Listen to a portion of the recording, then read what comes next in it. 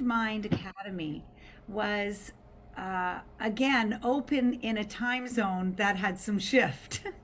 And so what happened was I was sitting in a room and there wasn't anybody there because in the UK, everybody had switched to a different time zone.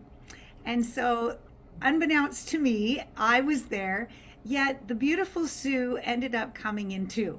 And so we were able to have this absolutely amazing connection of friendship and conversation and just some awarenesses of who she was and how long she had been in the community. And after that conversation ended, I knew it was a no brainer to say, please come and share at my conversations in the morning because there is just so much that she had that I could see in that one short conversation. And so, without further ado, the woman of community and kindness, and someone who enlightens and shines people to be all they can be, I'd like to present to you Sue Anderson. Thank you very much, Kelly. I'm just looking down because I'm getting messages that one of the links is not working. So there's a lady called Emma Ingledew that's wanting to come in. So Okay. just so you know, Okay, I'm going to look at I'm going to look, I'll tell you what I'm going to do. I'm going to post that on my page and see if they can get it. Thanks Okay. for sharing with me. I know there's going to be a bit of confusion. All right. That's okay.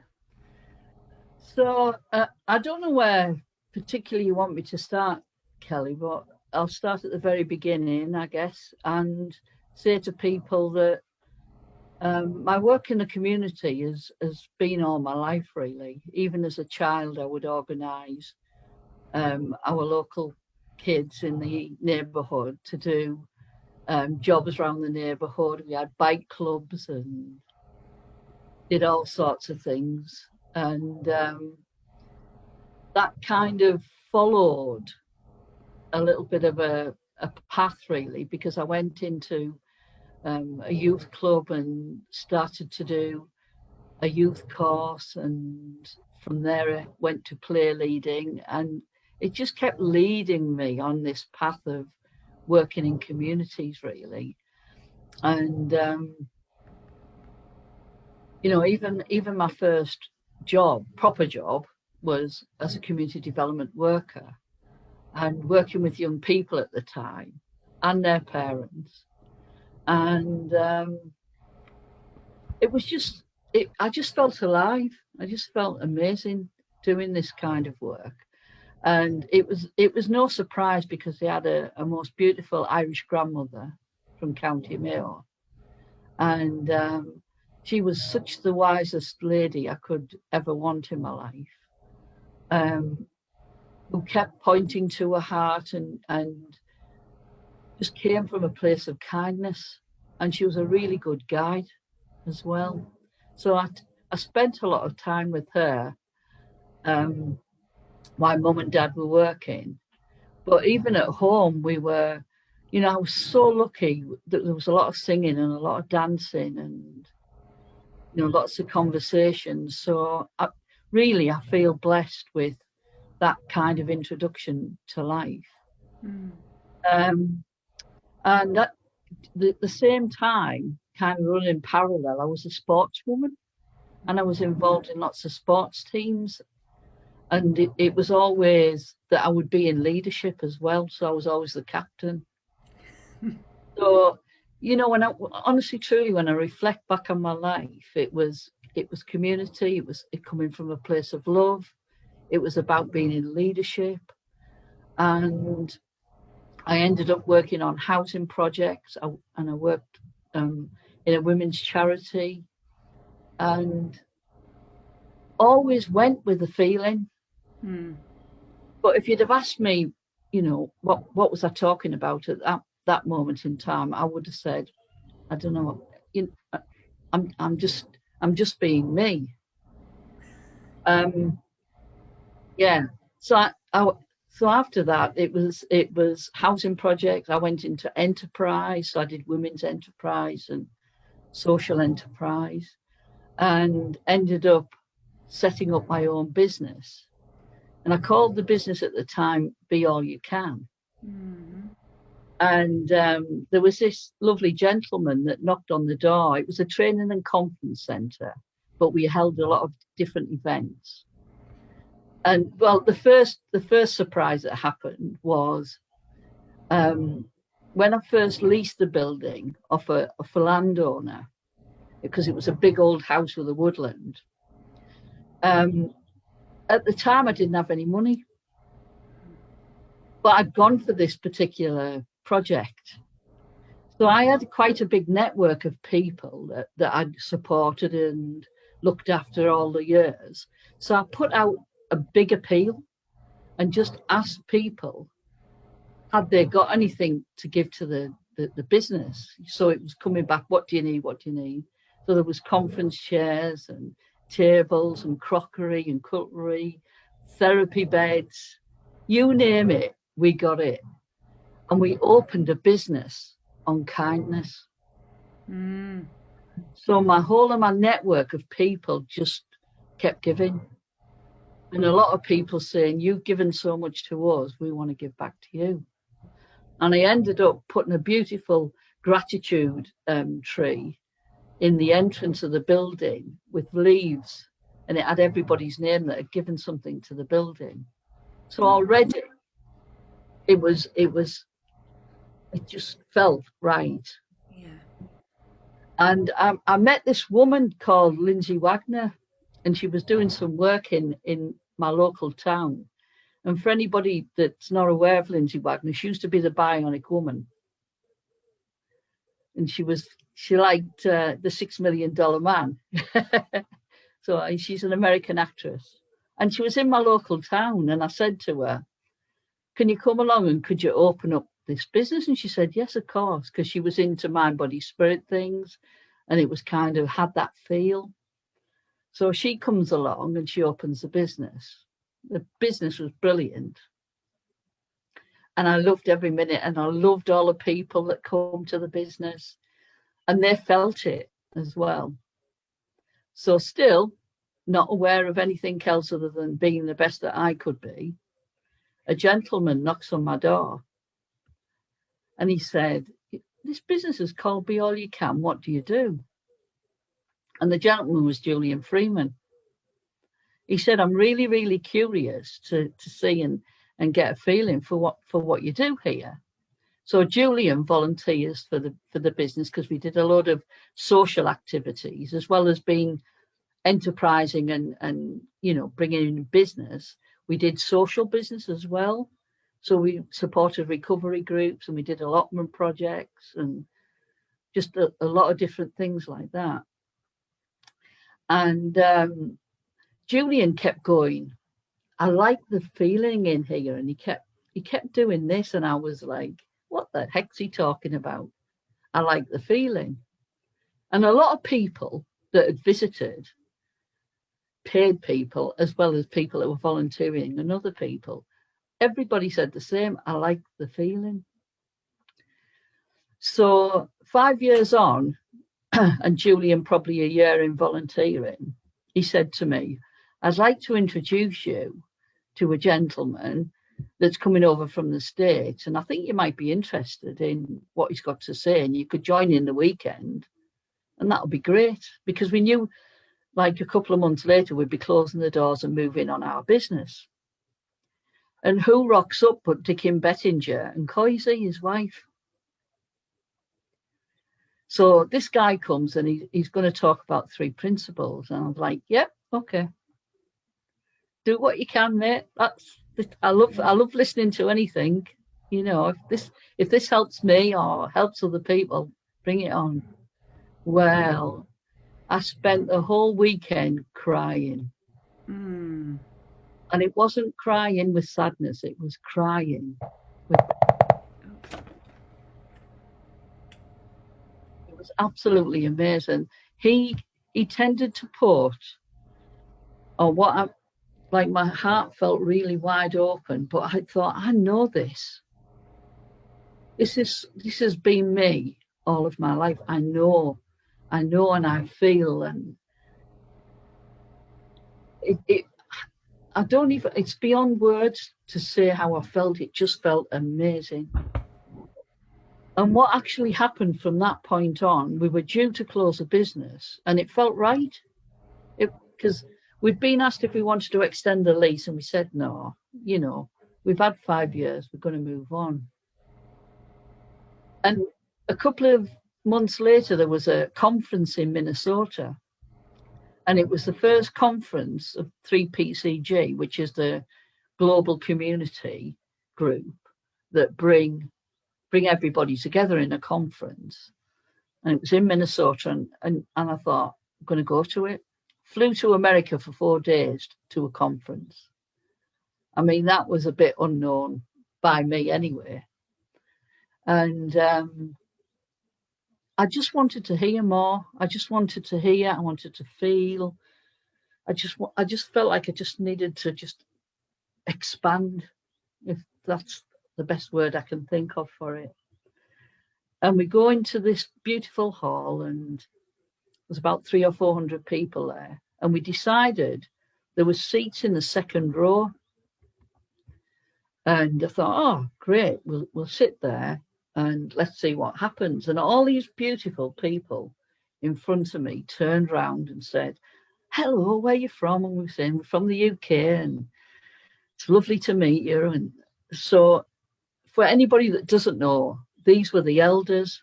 So Elsie Spittle, Chip Chipman and Jan, Linda and George Pransky, Michael Neal, the whole kit and caboodle was sat in front of me and everybody turned round and spoke. And it was like I just felt like I'd known them all my life. And I don't know if it's just coincidence, but it was like, even that just was mind blowing, because one by one, they all stepped on the stage to speak. And I don't know about any of you, if you've listened to a lot of different speakers, and particularly the elders. I felt so full up at one point. It was like, this is amazing. I can't take anymore. And my heart was so full, and my head and just everything just felt full. And we just had the most amazing time for these 4 days. I had lunch with Elsie. Judy Banks was there. She met us for breakfast. I met loads of beautiful people, listened to police officers that were working with this understanding. It was amazing. And what happened was when I flew back to the UK, I wasn't sure what to do at all. So I just went quiet for a year. I didn't work. I didn't do much. And I just felt so peaceful. The connection to everything was amazing. And I still can't really find the words for that. But what happened after a year, I thought, I need to do something in life. What is my purpose? So what I actually did was I approached some friends who were running a community centre, and I said, please, can I come in and share this information and see if it goes anywhere with you. And the manager, the workers, the management committee and volunteers all come in, and absolutely it blew them away. The information was just amazing. They were like, we want more of this. And I remember I had a conversation with Chip, and he said to me, people are going to ask for you to write something in form. And what that would mean is, almost like write a session plan or a program, because that's the only way that some people will fund this work or support it even. So I wrote a 6-week program, and the community education people phoned me and said, well, what are you going to call this course? And luckily, I had a book by Sid Banks beside me, which was called Second Chance. So I thought, right, I'm just going to call it Second Chance, that'll do. So we launched the Second Chance program, and it was beautiful. The community that I started to work in was a multicultural community. So we had Pakistani, Bangladeshi, men and women. There was Eastern European people that had moved over. There was asylum seekers. There was travellers. Just lots of different people, and obviously white British. And everybody loved the information. You know, the idea that nobody was broken. There never had been. There never will be. And what happened with that, there was people that were coming that had suicidal thoughts. Some people had been in depression for a long time, and they were amazed, like they just popped out of themselves. It was like the spark. You could see the just the sparkle in their eyes. It was, and the smiles on their faces, and I knew something was right. So I just thought, I just want to continue sharing it. So the numbers dried up a little bit, so we put some leaflets in GP surgeries, and guess what people came from the GP surgeries? Police officers, social workers, head teachers, pastoral leads, community engagement officers, job centre plus advisors, which are people that help people get into work. They were all off with stress. So a whole host of people were off with stress, come along to the course, and were able to go back into work. But just hearing some information over a period of time, something popped. And it didn't mean that it popped all the time for everybody. It was all different bits of time where it popped for different people. And, you know, the only thing that I could say that I offered when I was doing the program, I was speaking from what I knew, but I was always coming from a place of love. Always coming from that place deep inside everybody, touching that heart and touching that soul. And I would say, it's my heart speaking to your heart. And people got that. It's a truth. It's all I've got to offer. And that's enough. And for the first time in all of my life, I believed that I was enough. Finally. And the other beautiful thing, just before I shift on a little bit from there, was my mum decided to join in the program. And she's 88-year-old. And she'd actually said to me, I wish somebody had told me this 30 years ago. And there was something between her and her sister that must have got in the way, and everything just disappeared. They were close. They tell each other very often that they love each other. And it was just pretty amazing, really. And Mum explains it to people in the form of tea bags. And I don't know if anybody's seen Amy Chen Mills, but Amy talks about, you know, we put a tea bag in some water, and if we leave it too long, the tea doesn't taste that good. And so I'll phone Mum up and she'll say, "No, I didn't like that tea bag this morning, so I had to make a fresh cuppa. So I put a fresh tea bag in and I'm feeling on top of the world now," she says. So, you know, it's the simplicity. It's that whole idea that once you start talking about this beautiful understanding, you know, that thoughts, like the thing that's around us all of our lives, and really if we just treat it like clouds in the sky and know that it just passes through, what a different life we'd live. So I did that program for probably about 5 years, and I'm moving on from that now as well, because there's some people that want to deepen their understanding. So I'd like to look at what that program looks like and deliver. But the other approaches that I've had from people is when you're a gatekeeper in a community, or you want to work with a community, how do you start to do that? Because as a community development worker myself, there's kind of like, I guess there's a little bit of a road you can walk down to lead into a community. So I've kind of put a program together about how people can start to work in a community. But even that goes back to being in the feeling. I've stood in the middle of a housing estate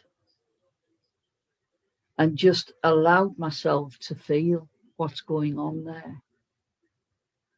So that's not talking to anybody, that's just getting a feeling, getting a sense of something. And every community starts with you. Every community starts with you. And the community from that moment on, I think I described it to somebody as like a bit of a heartbeat. When you feel your own heartbeat, that heartbeat gets bigger and you can feel the heartbeats of communities. You can't put the words to it sometimes, but you can feel it. And that's when I got to understand, I guess, what mind was about. That energy that connects all of us. We're spiritual beings having a human experience. So when we're quiet enough, we can feel beyond that. And they say if we got that quiet, we could feel butterfly wings flapping. So just being still in a community sometimes is enough to just get a real sense of it. But that just doesn't come overnight. It's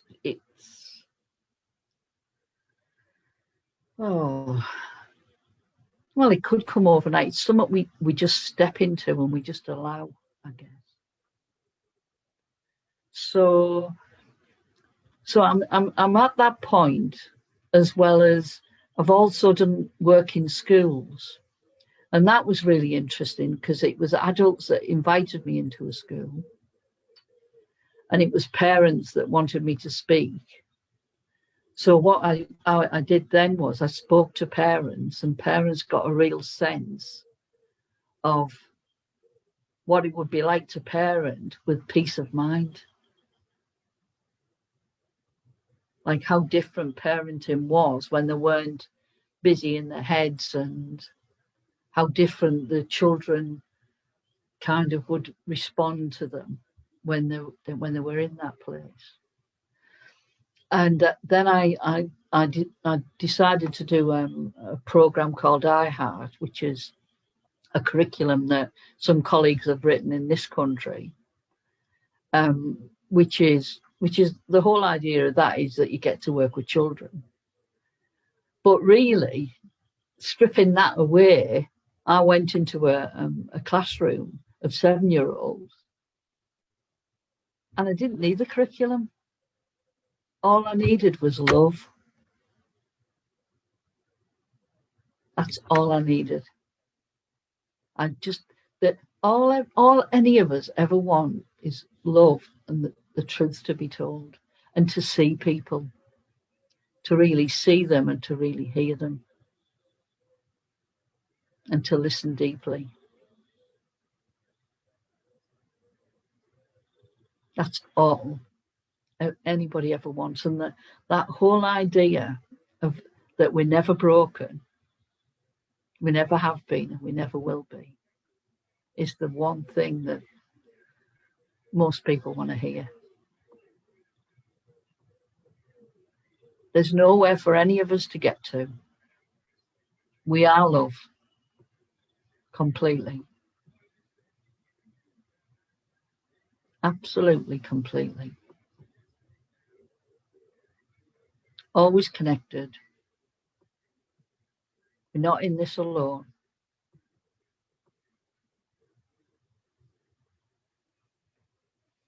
So that's where we are to date.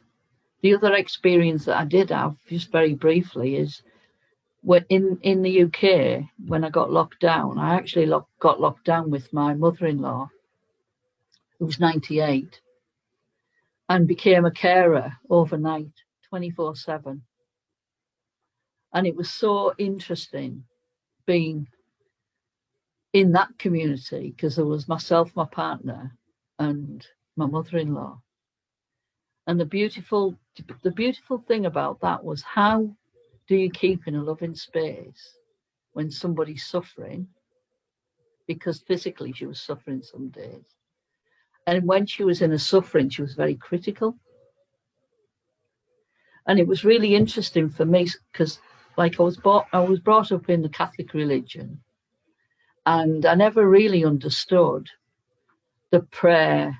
I think it's the Our Father, and it's about forgiving those that trespass against us. And the most beautiful thing happened, because one day when you know, it's getting a bit worn with critical things or feelings that weren't right as a carer. And what was amazing for me was I had bad thoughts about somebody I was caring for. And what I realized was I needed to forgive myself for having any thoughts like that about somebody, because I know that I come from a place of love. When I was able to forgive myself and really understand that this woman was suffering, then I was able to forgive her. And what was beautiful about that was the caring was then really coming from a pure place of love. And I understood completely where different people can get burnt out from caring. So, we don't have to give ourselves a hard time when we have some thinking that comes through, and it's really there, and it's not what you have about that person. Just like, it's that simple. Forgive yourself, forgive them, and shift into a place of love. And you're back in union with people. You're back in union with yourself. So, and that's where I am today. What a beautiful unfolding. Thank you so much. I heard so many things in that. Um, so I have to ask. Mhm. Um, there's a place within all of us um, that at times is a sense of resistance, Mhm. a sense of I know I call it, I don't want to. I don't want to do that. And that place where Sid said, whether it be, fearing our experiences, the life that is offered to us has multitudes of experiences, and there's moments where we can be in resistance due to fear. Mhm. We can be in resistance due to um, upset. Upset. So I'm wondering, in that space where people can be there, including myself, what would you say to those still struggling in turning it over and turning it over and turning it over? Because a lot of times it comes as if I'll just need to change my thinking. Mm. So what would you say to that place where? There's a cheeky answer, which is don't take yourself seriously. I love it. I love it. Because honestly, truly, for a lot of my life, I can genuinely say when I was had proper jobs, I was a workaholic. It was always out to impress, and my self-esteem was hung on other people. And it's been amazing now when I get out the way of myself, when I get out the way of that thinking. So don't think for 1 minute that fear doesn't come up. Julian's been chasing me for years to visible on, like yourself. Yeah. And he knows I'll do it at the right time, you know? So I think it's trusting and knowing that our thinking really does melt away if you just leave it alone. It really, really does pass.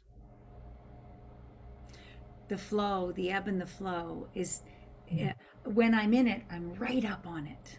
Yeah. And then when I take some time away from it. And I was having a conversation yesterday with a gentleman friend of mine, and we talked about, being grounded in who we are and the principles of this understanding. And when the heat comes, the heat of change, difference, experience, what does it look like to stay in the grounding of it all? Because the heat will come and go. Yeah, absolutely. And it really, really does. We're human beings.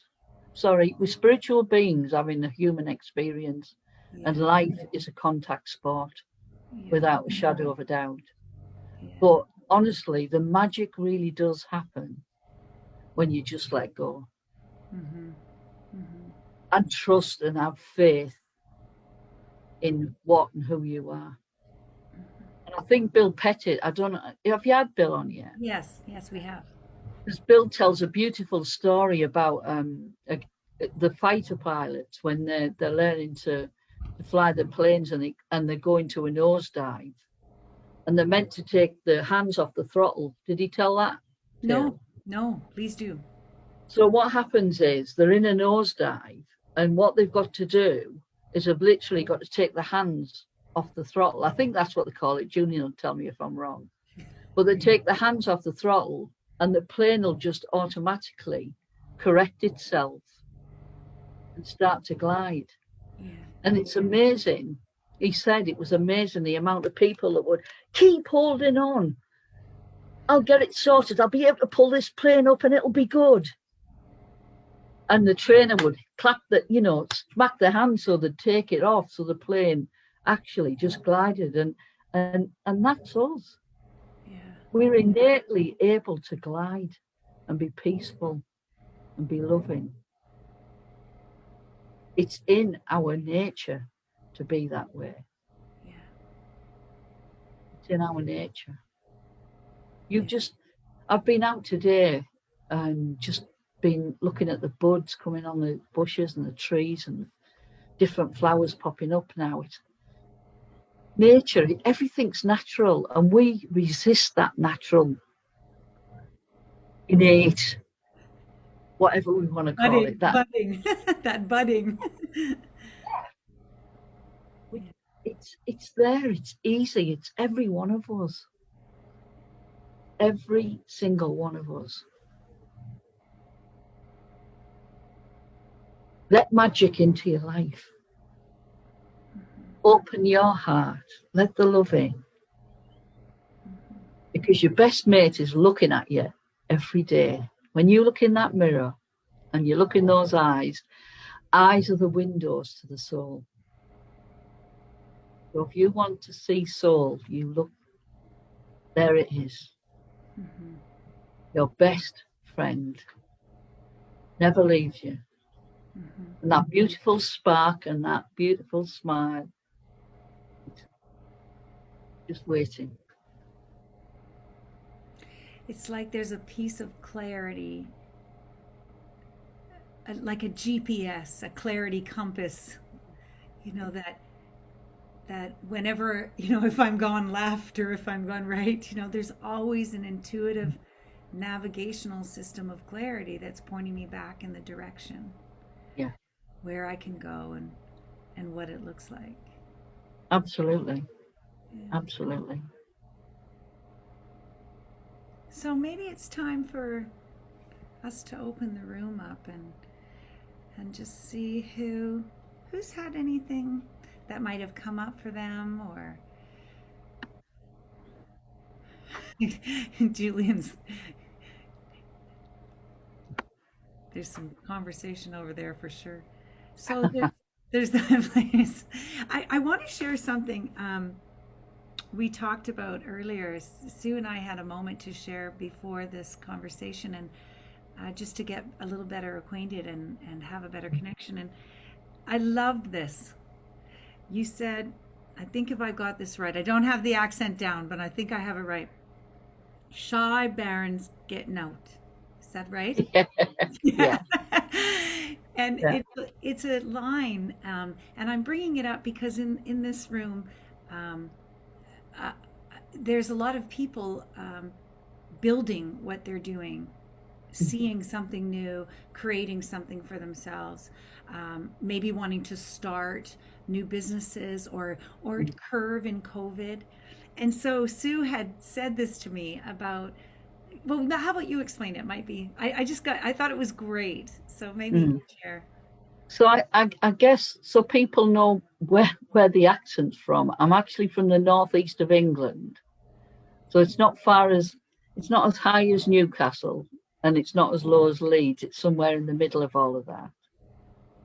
So Shy Bairns is children or people. And the idea of getting out is get nothing. So if you don't ask people for something, you don't get anything. Mhm. So what that's meant to me in lots of different ways is about being bold and not being afraid to ask. Because the only thing that gets in the way there is our own thinking about it. Mhm. You know, it's amazing how many people are willing to support anybody, but we've got to put it out there so people know that we need that support.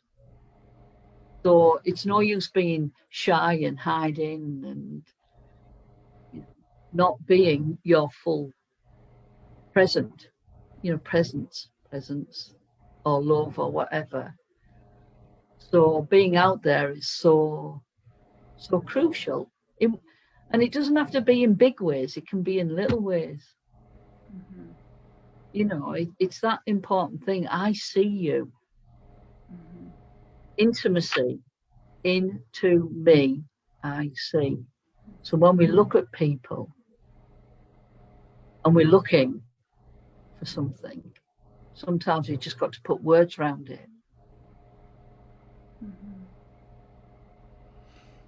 Yeah, thank you. Yeah, Celia, please go ahead. Cecilia. Yeah, I try.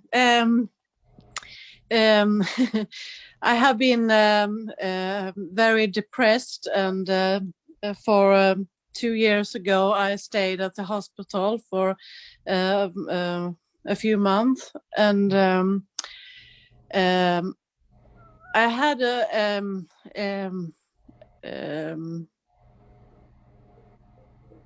oh, what do you call it? Experience. Experience, yeah. Yeah. Um, I looked in the mirror and I saw myself staring at me and wonder what I was doing or what was happened, and it scared me a lot. But I have been thinking a lot about it. What's happening? Why it did happened? Who was it looking at me? Have you heard it before? Yeah, yeah. Lots of people have described that kind of experience. And, I think what's beautiful about that, Celia, when you do look and you do see you, your eyes are never going to lie to you. They are the windows to the soul. And I can see you right now, and you are a very beautiful soul. Mhm. I really genuinely can see you. And it's just touching that for yourself. I've seen you on a couple of calls actually, Celia. And can I say tonight you look beautiful. Yeah. You've spoken out. You've spoken out. Your English is beautiful. Mhm.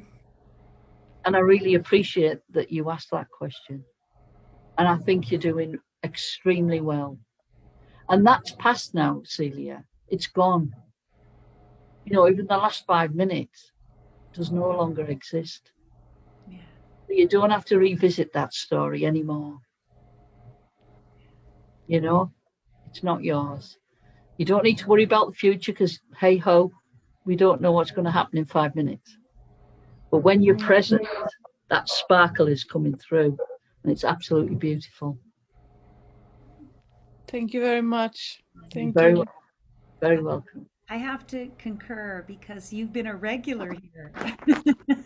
It's like this is your frequent spot, and I've seen the same week by week. So I love that you shared. Thank you. Thank you for Thank you. shining who you are. Yeah. I love to be here. And we're Yeah. so glad to have you. So glad to have you. Mhm. You know what? I didn't really know how being involved in Zoom calls and everything like that. I didn't know how people would connect with that. And I was involved with Viva. I don't know if everybody's got one of these. Viva, But what Conf- what a lady got us to do was get hold of a cushion. Yeah. If you've got a cushion. got one. I think it's the same as yours. Absolutely. If you've got a cushion, well, Julian and Siobhan can cheat because they can get hold of each other. But if you get hold of that and just look at these beautiful people on this call, yeah, the love does. The internet connects us all anywhere. We're talking about energy. We are that love. I've got my arms around everybody. You know, and that you know that when my mum, because I've had to contact my mum a lot through FaceTime now, and you know she used to say I love you or send me a kiss or whatever, and now she goes big hugs, and you know she'll stay in that space for a good long while, and it's all any of us want really. Mm-hmm. Hello, Julian. Thank you, Celia, for sharing your beautiful light. Thank you so much. Hello, Julian. Oh, Hi, it's me actually, Kelly. Oh, hi. Confused. Hi. Come on, and Julian. but I've got something as well. When she's Okay, great. Terrific. There's so much, but I'm going to keep it brief so everyone's got a chance to share. And Sue, you were just saying about how the internet doesn't stop us feeling the oneness, the connection. I feel really, really moved by that because some of you might know I lost my mom a few months ago, and I've really experienced her presence. So I'm saying now, beyond the internet, beyond what we know to be for this physical human body, you know, I've really, really felt my mom. Yeah. And there aren't words. So when Celia talked about looking in the mirror, and I get that, Celia, and it just goes beyond words, doesn't it? It's so hard because it's a feeling, it's a sense of something that's so beautiful that is hard to describe. It's so hard to put a description around it. So we are always connected. We are always whole. We're never broken. It's just our thinking that makes us think that. It's, you know, I still feel that loving presence of my mom more, I think, now, actually, than I did in the form, believe it or not. I don't believe. Yeah, I thank you, Sue. And there was something else. That was what I was going to say. Was earlier when you were talking about, you know, we leave our thinking alone, we can come back to that place of peace in the moment, that present moment. I've heard a term. I don't know if it's within 3Ps or whether it's just from something I've been on a course, but they say that we are self-correcting. We're a bit like a buoyancy thing, you know, in the sea. You know, it can't be sunk. We just come back. We right ourselves. We always naturally, and because actually we're not even writing ourselves because we're always okay, except for our thinking. It's like it's full circle, isn't it? We're always whole. We're always well. We're always in that beautiful space, except when we think we're not. Definitely. And yeah, just to say a little bit on that as well, Siobhan.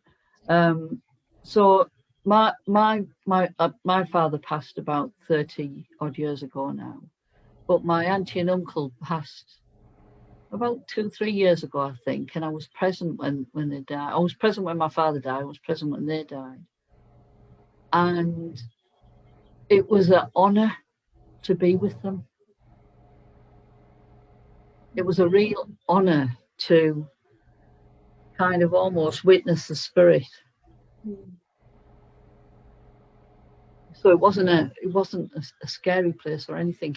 And like you've just described, the love that certainly my auntie and uncle had for me and me for them just felt bigger and bigger.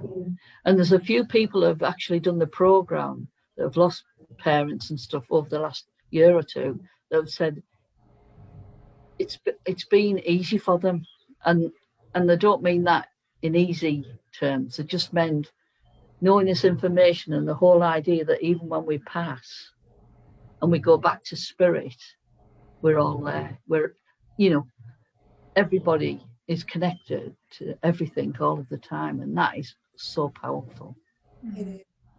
Yeah. Sorry, Julian. Thanks, So- Sue. That's Thank all right. you. Thanks, Siobhan. Go ahead. Yeah, no, I was your point about thinking melts away when you leave it alone. Mhm. That seems one of the hardest things to do. It's so compelling. Just I can fix this. I can sort this. I can have another thought. What thought am I going to have? Why hasn't it changed? Why haven't things changed? And then at the same time, it's actually not getting easier. It's getting harder, or feeling even more strident than it was before. And then it's okay after the event. Once you've let go of it, you're kind of like, oh, thank God for that. It's gone. Yeah, But absolutely. there's in all my years with this understanding, I've never found a consistent way to do that letting go. It just sometimes at some point it happens. And Yeah. so I can remember there's this wonderful phrase, this too shall pass. But I can be sitting there in my thinking, going, it's all right, this too shall pass, this too shall pass. And it's not passing. Why won't it pass? Yeah. I completely understand, Julian, because I don't know if I've shared this before, but I remember I had a lot of thinking, and I was a bit like you. What'll go? If I just leave it, it'll go, it'll pass. And I took myself out for a walk, and there's some beautiful woods where I used to live, and I went in the woods, and it was like, oh, this is beautiful, but I could still hear my thinking. I was really giving it, and oh, thank you very much. And then I saw a woodpecker in a tree, and it was like, oh, that's beautiful. No, nothing passed. Walked down towards the sea. Oh, I'm at the sea. Everything will be okay now. No, it didn't pass. It didn't pass. What was really beautiful was when I went back up, so I had to climb up a hill to get back to the land, so to speak, to the houses where I lived. What happened when I was going up the hill, I had to put a little bit of effort in. When I got to the top of the hill, my thinking wasn't there. It was like it completely gone. Yeah.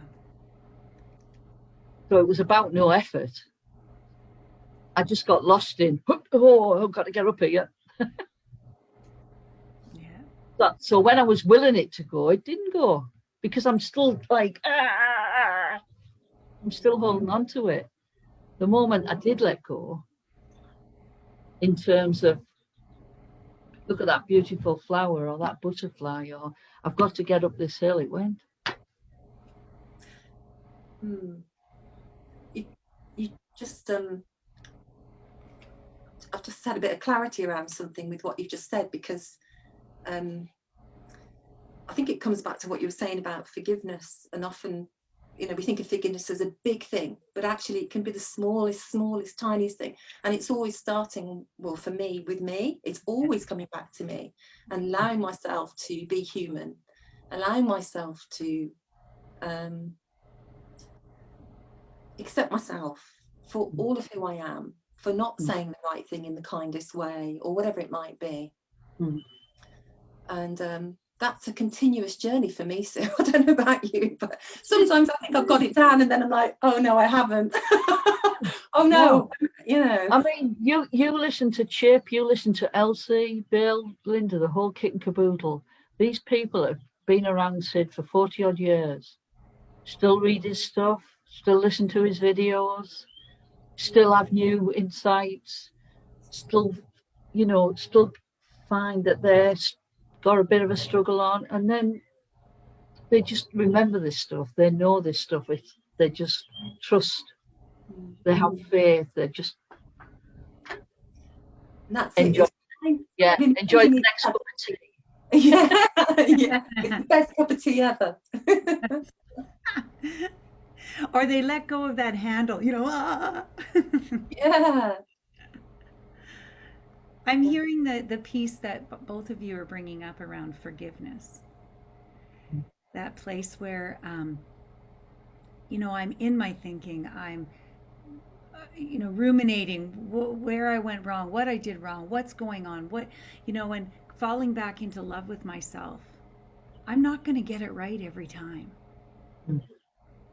Absolutely. You know, I'm just not. And I'm human in the sense that I'm going to ponder, and if I have love in my heart, I'm going to ponder and consider some of that misunderstanding. It's going to go through my head in some way. But I notice how it's getting shorter and shorter, the expectation I have on myself around how long I want to spend in it. Yeah. And seeing that, you know, I can only clean my own side of the street. You know, that I gotta forgive me. Yeah. Gotta forgive me. And then I get to come back to love again and see where I can make change. Maybe I'll tell you, I'll tell you what, I've been in a relationship now for 32 years. And one of the best sayings that we have in the relationship is, I look after me for you if you look after you for me. Beautiful. And what that meant to me when I first heard that, and we agreed with that, was it was an adult to adult relationship. Yeah. I don't have to do anything. As long as I'm looking after me, then I'm present for my partner, and vice versa. That's brilliant. That's just brilliant. There's just no pressure. Why should there be? Life can be that easy. Relationships can be that easy because the first person you have to have a relationship with is you.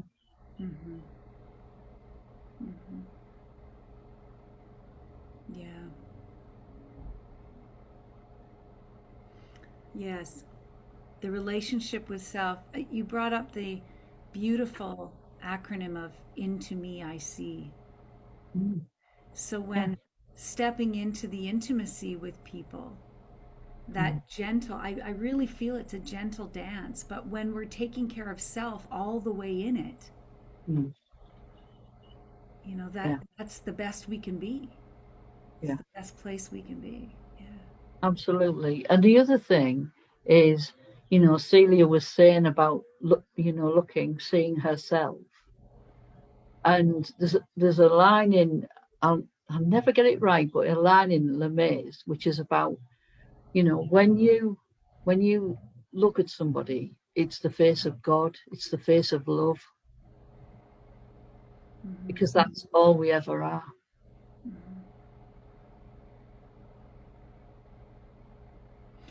Yeah.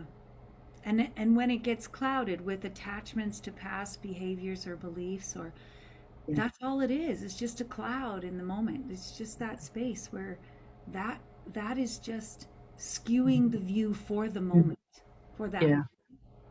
I'll tell you the other thing that's been really useful. My other friend is on the call at the moment, Annie Poole, and Annie shares some beautiful thinking around shamanic practices, which is honouring nature and honouring the universe and everything. And you know what I realised with Annie, but also realised about other religions when I've been looking at them. The one thing I love is ceremony.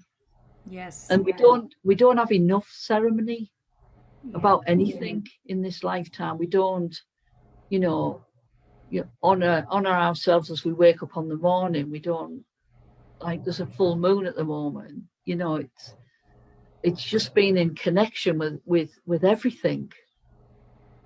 And we did a little course together, and Annie and I opened it with an intention, and then we closed the call as well with you know, closing that intention.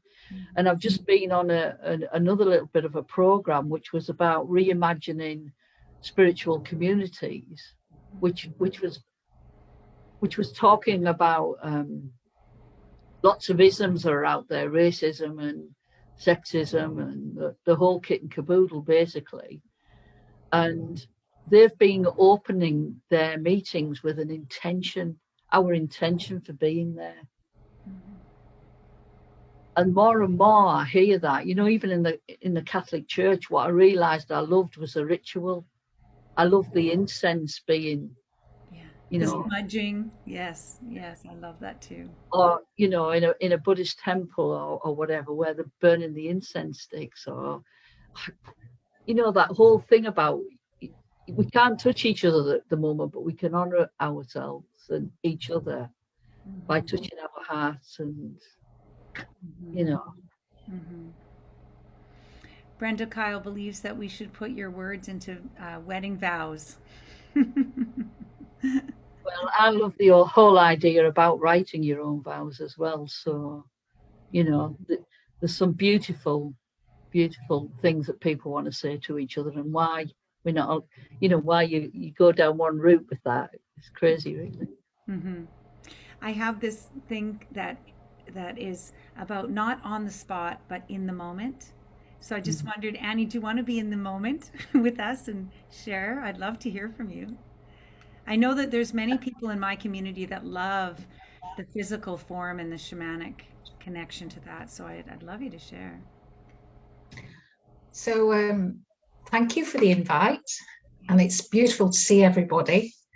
And lovely to listen to you, Sue, instead of being beside you and sort of checking the timetable and the programme. So lovely to hear, to be present in the now, which is what sacred space is. And I think having spent decades in school as a primary teacher, which is children aged 3 to 11, we opened sacred space every morning and we made it a bubble. For the older children who didn't want to do the physical embarrassing opening of sacred space, they could do it in their head. And that was a space where they could bring anything they wanted, and they could take it to another child or another adult in school, and they would be heard. And like Celia saw herself in the mirror, sometimes the mirror is another person, as Sue says. And that's what's missing in our lives, with the focus on consumerism and materialism, because in that space, time slows down. And you start to live in your life instead of living in your thinking.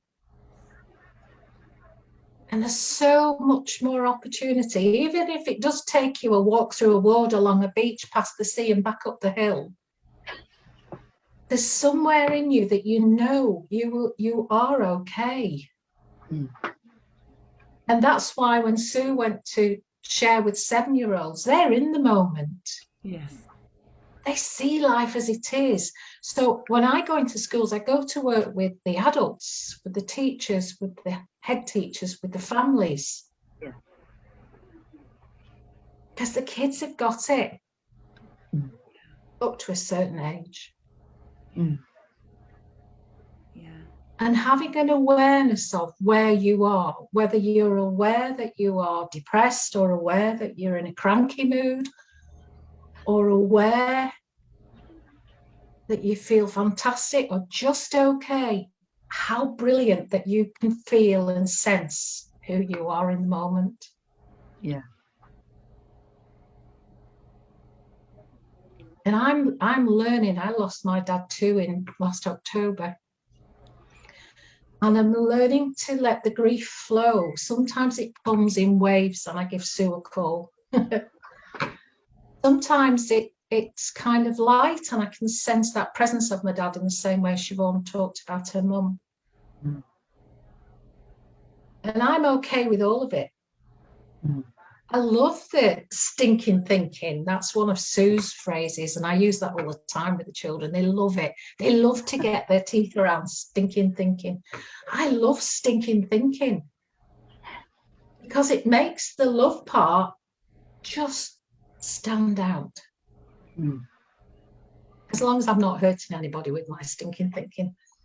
Yeah. So sacredness for me is connection. It's what Sue was talking about. It's love. Mm-hmm. It's being in the moment and being okay with whatever shows up. I love how you say the children have it. I have a friend in the room, Ray Joan, who works with children, and she does the one-on-one tutoring. And I know she absolutely adores her job. And I think it's because the innocence of those children. Well, actually, Ray Joan, maybe you want to speak for yourself. Do you want to say hello? You're on mute there, my friend. Hello. Yes, I do. I am in the presence of preschool to grade 7, and they are very innocent, and I love it. I treasure my time with them and being in the moment with them and all that they have to share, and the excitement over the littlest thing, but it's so big to them, and it's like reliving childhood over again because it's so precious. And I witness it 5 days a week for like 5 hours a day, and it's just like I love my job and I get paid for this. Yeah, it's a real joy. It's just a real joy to be with them, and I've been doing it over 20 years, and I just don't ever really know if I'll stop. I mean, well, I guess when I'm dead, but I mean, I don't know. Before that, I don't know how long I'll keep going, but they keep having babies and expecting me, I'll be there. So yeah, I love it. Yeah, You're thank working you. with the siblings too, as they Yeah, come along. Yeah. that's And, right. and this is how are you finding? Because the experience of the three principles is not long in your heart. It's not long time that you've been doing it. How do you find integrating it as you're working with them now? Is it different or has it changed? It really has changed because, for one thing, I thought I was present with them, but then I realized while they were working on something, I would be, opening my schedule book and looking into that or something. I would be distracted. And, but it was taking the principles and understanding and just being more present with them, and even in my own thinking um, around what I do or when I'm with them. It has really changed. I'm much more focused and present, and um, I'm just so grateful to be right into just the beginning of it. But I'm learning and appreciate it. Yeah. Yeah. The Seeing, thing about it is there's nowhere to get to. You've always been the three principles. It is us. So please don't ever think there's anywhere to get to. So Okay. you're doing beautifully. Yeah. there's no marker, there's no target. That's the beautiful thing about the principles. Absolutely. We just have an opportunity to see more moment to moment. Yeah. Exactly. Really appreciate it. Thanks for sharing, Rachel. You're welcome, Kelly.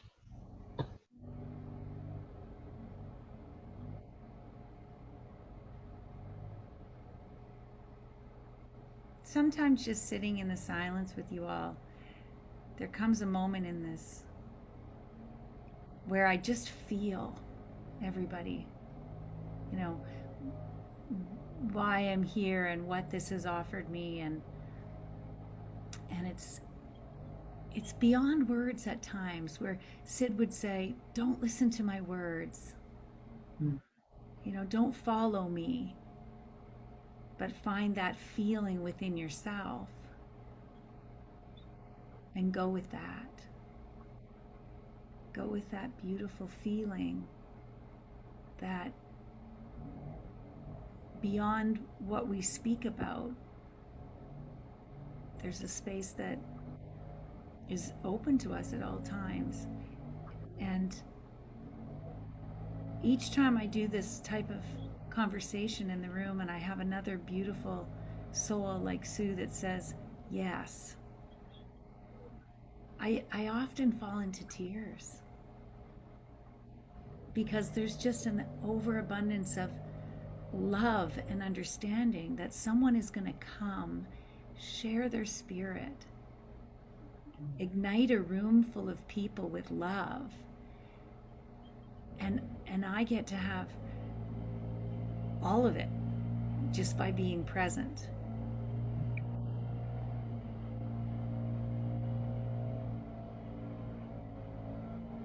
So I feel all of you, and I thank you for sharing when you do share.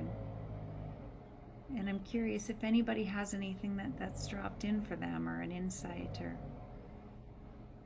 I know some of my practitioners are in the room here. Maybe they've seen something or heard something. Hi, Barbara. Hi, Kelly. Hi, Sue. It's been wonderful listening to you. And I just want to say that while I was listening, my heart is really hurting for my sister that's lost her son. And it's been a year. And I spent time with her yesterday.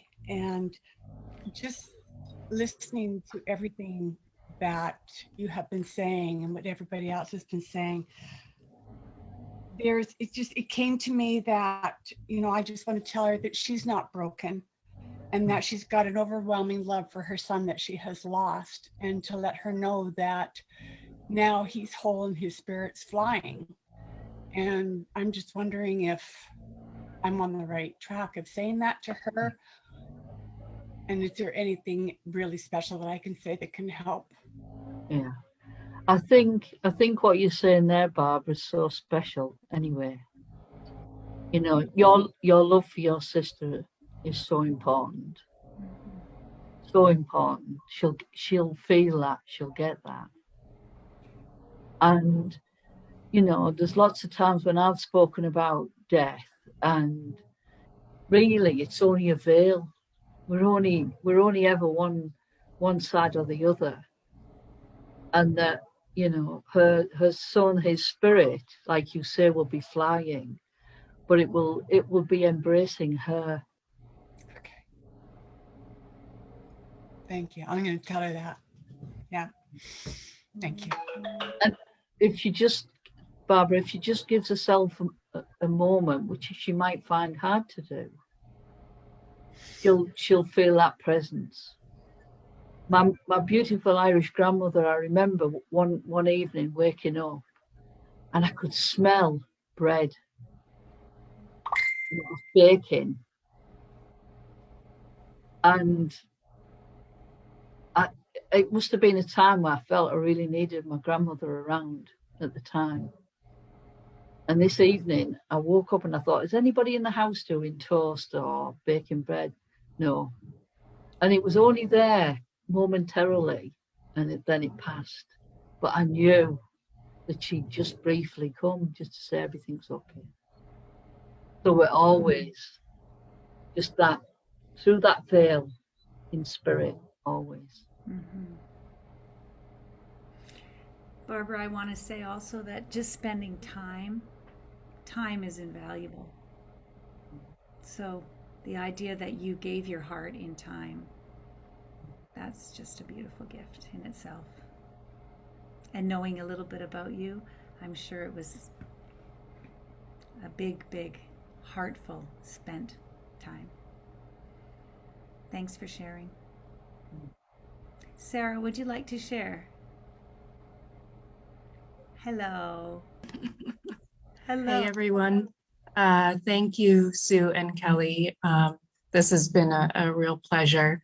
And Sue, just listening to you and hearing your stories has been really precious. So thank you for sharing. I was just thinking about what you had said about becoming your own best friend. And I think I'm going through that pretty deeply right now. Maybe for the first time ever. I think maybe at the level that it's going, because I've been faced with a number of circumstances that have just kind of led me on that path to return to self, return to self, return to self. And I worked as a social worker for over 10 years, actually. And I was used to constantly giving of myself, giving of love. I put a lot of heart into that work, and it burned me out quite significantly. And you know, I guess over the years it's made me realize, it's opened my eyes that not everyone is the same or is on the same type of path. They're at different spaces. Their mindset is different. The way they deal with others is different. How open their heart is it's at a different level or whatnot. And it can be really difficult because I've found, because I want to show up in a certain way to others, for myself, for my community. But it's difficult if other people are on a different level and they're perceiving that as something different from what I'm intending. And in those moments for me, I now am learning, I don't know if it's boundaries or just kind of taking a step back and, okay, something's amiss here. I'm going to take a step back and return to myself, because I've found that if I keep trying, if I keep going out there, I lose myself. I lose myself because it's like I'm almost trying to project that onto the situation to make it better. Yeah. And boy, is that a realization for me after so many years of just trying. Yeah. And that's perfect. And coming from a social worker as well, it's amazing in those caregiving kind of roles that we can burn ourselves out. And one of the things that I've heard one of the elders say before is, when you're on an aeroplane and the oxygen masks come down, you've got to put yours on first before you put somebody else's on. So our own and go on. that is such a well-used analogy in the social work world, but to be honest with you, in hindsight, I didn't really know what that meant. Like, you know what I mean? It's only life experience until you're like, oh, okay, this is how I give myself oxygen. Well, it's more complex than just a simple analogy, because it looks different, I think, for everyone too. And absolutely. So it's a good one to remember. Once you get a sense of what that means, it really is a good one to hold on to. Because I spoke to a gentleman in one of the courses, and sorry, it's mealtime. You're getting your tea time call, are you? One of the things, he was from Iraq, and he was in quite a dark place. And one of the questions that he asked me, because he still had family in Iraq, was, how could he be there for his family when he knew what they were going through? And a lot of the time he listened to everything I had to say with his head down. And You know, I was saying to him there, you know, if you're in your health, you can help other people. So you looking after you is so important, so that when that call comes from Iraq, you're in a space that can hold those people for that time, so that they can work out what they need to do to help themselves. So, you know, anybody that's in any sort of work where it's giving to other people, you know, for me, I think everybody should take 3 months off. Yeah. And for somebody to step in place for 3 months, just to get the person stepping into the role could get some job experience. The person that's been doing the role can have some time to reboot their batteries. And why we don't do that in any work that we do, have some time out. Because, you know, that kindness and that sharing and caring is where we all come from. But we've got to remember it starts from us too. So being in our health helps other people.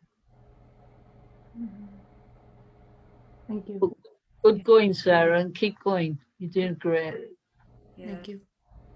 Thank you, Sarah. I have to say there's something about that brought something up for me, which was when I was learning coaching earlier on in 2015. And I had all this language around it, and all my friends were like, where are you coming from? I don't understand you. And I wanted everybody to see like me. I wanted them to see everything I've seen. And in that same time frame, the principles came in. And what took a while for me to understand was that everybody sees at a different time. Yeah.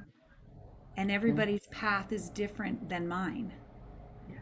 Even if I want to bring them all along right then and there. I just I remember being, having quite a party time in my life. And I left that arena, but I wanted all those people to come with me, and it wasn't for them. People come to this understanding or any understanding when they're ready. Yeah. Like I did counseling a lot of years ago, and I told my family and friends, everybody, it's the best thing since sliced bread. You've got to do it. Everybody resisted. But when I heard about the principles, when I got a sense of the understanding, I didn't say anything. And when I didn't say anything, Mum was curious. My sister was curious. My nieces were curious. My friends were curious. Because you were the change already. You were the experience of that spirit. You know, what was it, Gandhi? Be the change you want to see in the world. It really does start here, always. So thank you, Sarah. So we have another question, Brenda. Thanks again, Sarah. Wow. Thank you, Sue. Thank you, Kelly, for including me. I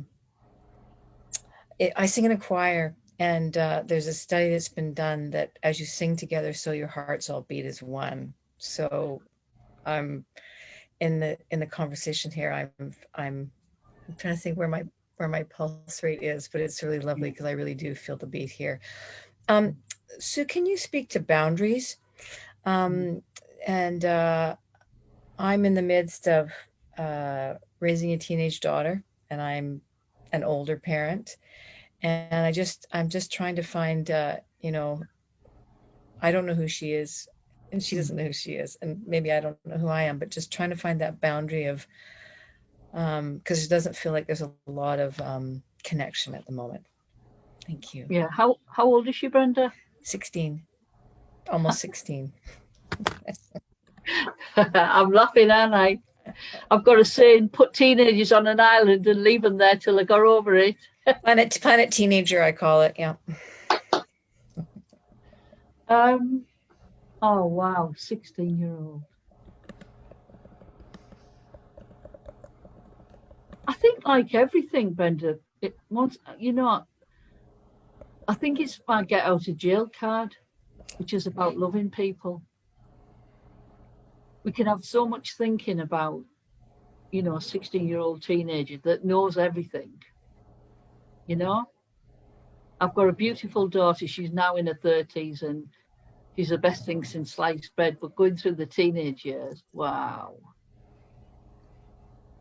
And, you know, when I even think about my own teenage years, you're on a journey and you push against people that love, you know, that you feel safe with, that love you. And you kind of dump all over them, really. And the idea is, like, don't take it personally. She loves you deeply. You know, you see that beautiful baby, you know, nothing's changed. Nothing's changed. Hormones are going a bit doolally-tap. Thinking's going a bit doolally-tap. She's finding a way in the world. She's pushing away because the next thing she's going to do is fly the nest. I want you close. No, I don't want you close. Yeah. It's life. It's a journey. And when you were just being just in the moment, should be the most beautiful thing in the world. Mm-hmm. When you're in a lot of thinking about but Brenda, just be patient. You're doing a beautiful job. Mm-hmm. Just see the beauty. Just let that love win through. You'll be okay. And know that she's okay. She's not broken.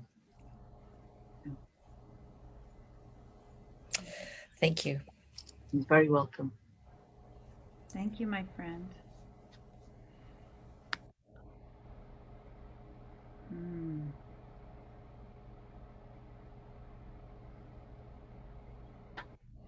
I think there's a lot in the pause.